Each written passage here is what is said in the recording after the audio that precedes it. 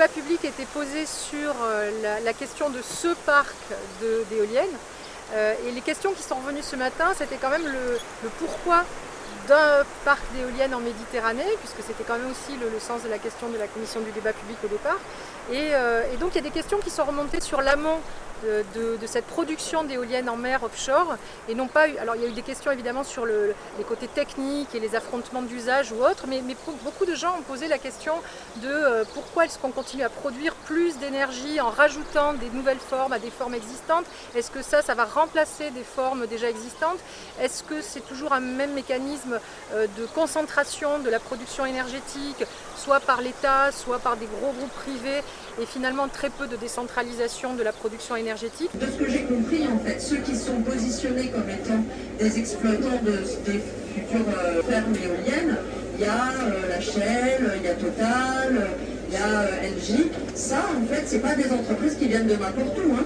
Ça veut dire que le débat, il se place avec ce type d'entreprises qui ont un rapport à la production qui est très particulier. Donc il y a eu des questions dans ce sens qui ont été posées. Je ne sais pas si tu... Oui, tout à fait. Effectivement, il y a cette question de savoir comment est-ce qu'on peut articuler en quelque sorte une production d'échelle industrielle à une désinstallation d'autres échelles industrielles, mais plutôt fossiles ou fissiles par exemple. Est-ce qu'il y a une articulation claire là-dessus et là-dessus, parce que sinon les gens effectivement expriment une sorte de méfiance en disant bah, si vous êtes en train de nous offrir des modes de production toujours plus importants, alors qu'en réalité la question de la transition, elle porte aussi sur la réduction de la consommation. Donc du coup, il y a une question qui est importante, c'est l'articulation entre ce que l'on installe et ce que l'on est capable de désinstaller parallèlement. Donc l'un dans le champ de l'énergie renouvelable, l'autre dans le champ des énergies fossiles. C'est effectivement un principe de transition plutôt qu'un principe d'accumulation qui viendrait là-dessus.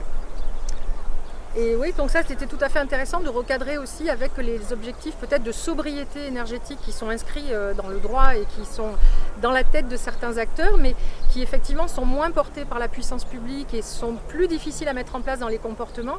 Et peut-être qu'un débat justement sur des projets d'éoliennes offshore comme ça pourront permettre de reposer aussi d'autres questions sans les sortir complètement du débat. Oui, c'est une autre articulation qui est attendue visiblement, qui est celle de comment s'articule en quelque sorte la production industrielle avec une autre forme de production qui serait beaucoup plus domestique, c'est-à-dire d'échelle beaucoup plus individuelle, parce que l'idée est de considérer que la responsabilité monte lorsque l'on articule de façon très étroite la consommation et la production, c'est-à-dire en gros je baisserai ma consommation lorsque je serai responsable de ma production, parce que je serai attentif d'une certaine manière à l'heure à laquelle je fais tourner ma machine à laver ou à l'heure à laquelle je fais ma vaisselle avec de l'eau chaude ou à l'heure à laquelle je prends ma douche, etc. etc.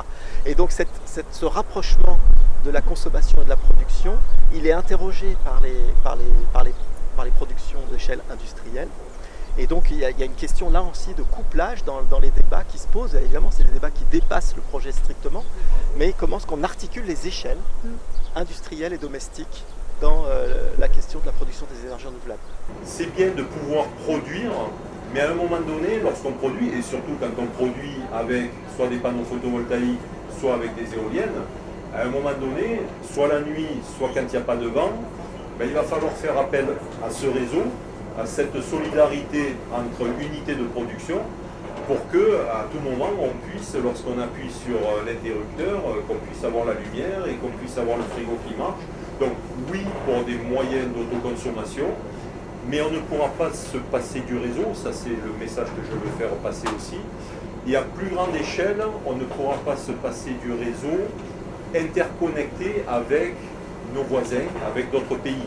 Parce que ce lien de solidarité, il doit aussi se faire entre pays, et c'est ceux qui contribuent, en tout cas à mon sens aussi, qui contribuent à cette transition énergétique. Donc il y a d'autres modes alternatifs aujourd'hui de d'organisation de systèmes de production énergétique qui reposent davantage sur des sociétés citoyennes ou des communautés citoyennes qui commencent à s'organiser en France sur de la production d'énergie renouvelable en Occitanie, en Bretagne et en région PACA. Et à Marseille, pas très loin d'ici, donc on a une société, Massilia Sun System, qui installe des panneaux photovoltaïques sur les toitures ou sur les ombrières de parking, c'est-à-dire des espaces déjà artificialisés, en collectant de l'épargne publique, c'est-à-dire de l'épargne citoyenne, c'est-à-dire l'argent, les petites économies, des petits montants de beaucoup de personnes, et qui fait que les habitants se réapproprient cette question de la production d'énergie, se rendent compte que voilà, il y a des espaces artificialisés, qu'on ne va pas lancer la production de panneaux photovoltaïques sur des espaces naturels ou des espaces agricoles. Et donc ça mêle un petit peu cette idée d'attachement quand même à des espaces naturels qui restent encore à préserver et pour lesquels on peut se dire mais pourquoi encore des projets sur de nouvelles surfaces et pourquoi continuer à dégrader l'environnement, et en se disant mais on peut prendre, comme tu le disais, la responsabilité de la production et de la consommation d'énergie à notre petit niveau. Ce qui veut dire en fait que la question se pose aussi pour le projet de l'éolien en mer, c'est-à-dire que aujourd'hui, est-ce qu'on est capable d'imaginer qu'une part de cette production éolienne d'échelle industrielle puisse être d'une manière ou d'une autre avec un intérêt citoyen qui peut exister, des parts, une participation, etc. Ce qui nécessairement change le rapport au projet dans tous les cas, puisqu'il y a un sentiment de possession, d'appropriation, et non pas l'inverse, qui est un sentiment plutôt de dépossession et de déterritorialisation de la valeur générée par la production industrielle. Il y a un professeur bien connu, Jared Diamond, qui a écrit La tragédie des biens communs, pour expliquer qu'effectivement le bien commun, chacun peut le reconnaître, le paysage en fait partie, les poissons, c'est du bien commun aussi quelque part, parce qu'ils ne connaissent pas les frontières, les eaux territoriales, etc. Et donc la tragédie des biens communs, c'est en fait la difficulté qu'il y a à gérer de façon commune un bien commun. Parce qu'en réalité, le bien commun, il est à la marge des intérêts particuliers, et il n'est jamais au centre véritablement d'un intérêt. Certes, il est au centre d'un intérêt général, mais c'est un intérêt qui est relativement théorique. Et donc il faut arriver à le mettre au centre de la discussion, de façon à ce que, effectivement, l'ambition du bien commun, et le niveau d'exigence qu'on met par rapport au bien commun, rejaillissent sur les champs sectoriels qui peuvent être multiples, celui de la production électrique, celui de la pêche, celui des loisirs, celui du tourisme, etc., etc. Voilà, c'est un peu l'idée théorique du bien commun, mais c'est important d'en avoir conscience de la fragilité du bien commun comme étant effectivement, à force d'être le sujet de tout le monde, il est le sujet principal de personne. Et donc il faut bien qu'il y ait un défenseur du bien commun. A priori, le défenseur du bien commun, ça doit être à la fois l'État et le citoyen. L'État parce que lui, il a des intérêts de long terme, et que le bien commun, c'est de la gestion de long terme.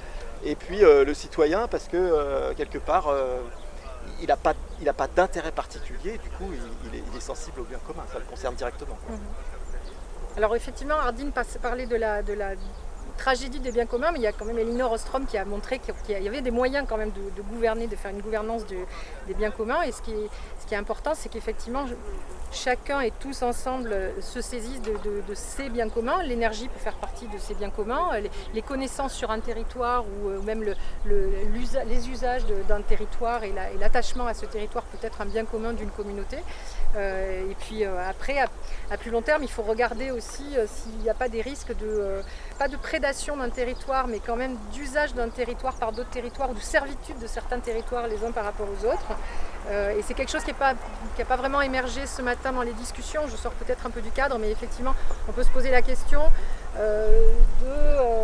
pourquoi sur la façade de PACA, de la région PACA, c'est un site déjà industrialisé qui est choisi pour mettre des éoliennes. Et pourquoi on laisse à l'écart des sites beaucoup plus touristiques, du Var ou des Alpes-Maritimes, où il y a aussi des enjeux environnementaux peut-être importants, mais il y a certainement aussi des enjeux environnementaux ici qu'il ne faut pas négliger. Il ne faut pas découper le territoire en se disant là il y a déjà des poches d'artificialisation et continuons à en rajouter, et d'autres territoires qui seraient complètement épargnés. Donc il y a ces questions de communauté des territoires aussi à réinterroger peut-être.